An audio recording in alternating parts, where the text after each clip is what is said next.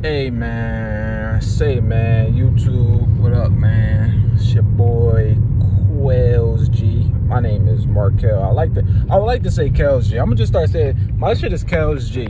My name is Kells G, right? I know it's with a Q and the pronunciation shit, but fuck that, I'm Kells G. But all that to say, I'm Kells G, man, back with another video and shit like that, man. Come to tap in about the fight.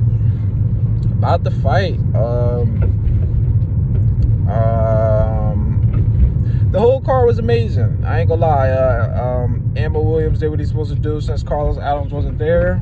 Shushu Carrington became champion. Keyshawn Davis took care of business with the stoppage, just like he promised. And then we had the main event. I had Teofimo Lopez winning that fight, and he did everything but that. He won everything leading up to that. Press conference, weigh-in, face-offs. He won everything but the fucking fight.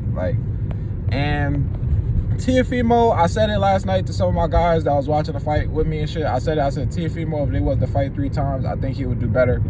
Maybe the second or third time around, but this is boxing. You only get it that one time and that one time only, especially when you lose and that fast you lost it. Maybe if it was more competitive, like, you know what I mean? Like, I thought he could have made it. Even if he would have lost, I thought he would have been way more competitive. But it seemed like his corner was trash. His dad wasn't at the press conference. It just seemed like Teofimo was doing everything to keep focus as much as he could with what he could and tried to make the best of it, but it just didn't work. He didn't adjust on a dime, like, you know what I mean? Shakur literally took everything that Teofimo gave him. Like, Shakur didn't really go out there and do anything spectacular like Keyshawn did, like, you know what I mean? And I'm not trying to dumb Shakur down, but we all know what he is as a fighter, like, you know what I mean? And he didn't go out there and really, like, you know, do anything insanely crazy or anything like that. He just kind of went in there, piggybacked off of what Teofimo was doing, and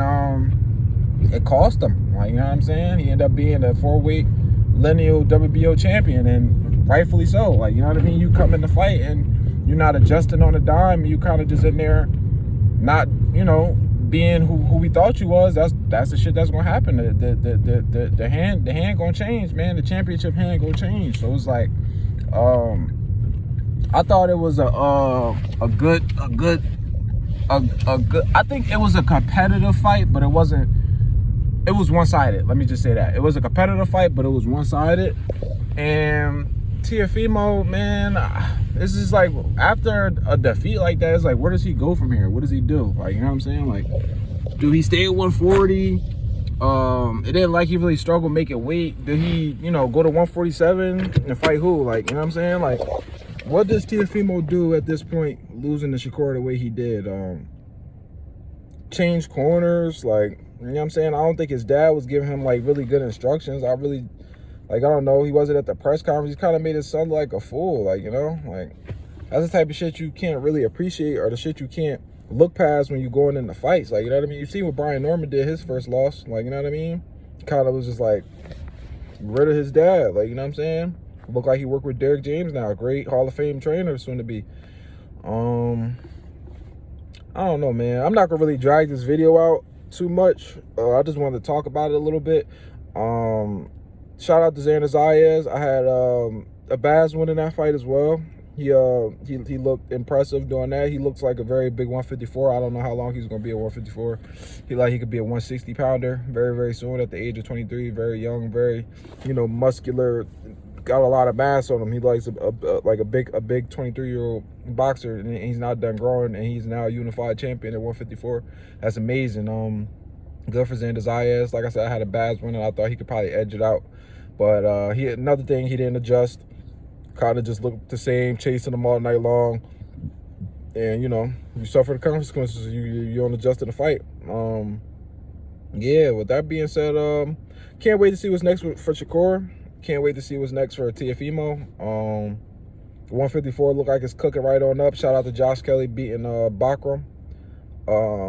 Great night of boxing last night. Great day of boxing. Very exciting. I watched all the fights. Yeah, I can't wait, man. I just want to see where these guys go after this, because I just think Teofimo, he's going to look back on this fight and be like, wow, I could have really done more. And this is going to hurt him a lot, like, moving forward, because that's an L he didn't really have to take, especially, like, considering everything he said. I remember he said some shit on the Showbiz shit with the face-off with Shakur, like, you know, I could punch in spots, illegal, he won all the face-offs and everything like that. Like, he kind of, like, had the mental edge to just win in there and just drop the ball.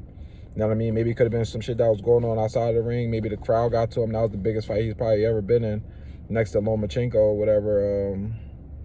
Yeah, man. But I ain't gonna drag this video out. Let me know what y'all think. Drop a like, subscribe, you know, help the channel grow. We're gonna be talking about more sports and shit going forward. Chicago fan, Oregon fan, Celtics fan. We could get it all in there. And yeah, that's really it. So 5-minute, 6-minute video. We're gonna just drop the ball right there, man. Y'all have a good day. Sunday, and you know, get ready to hit the mule tomorrow.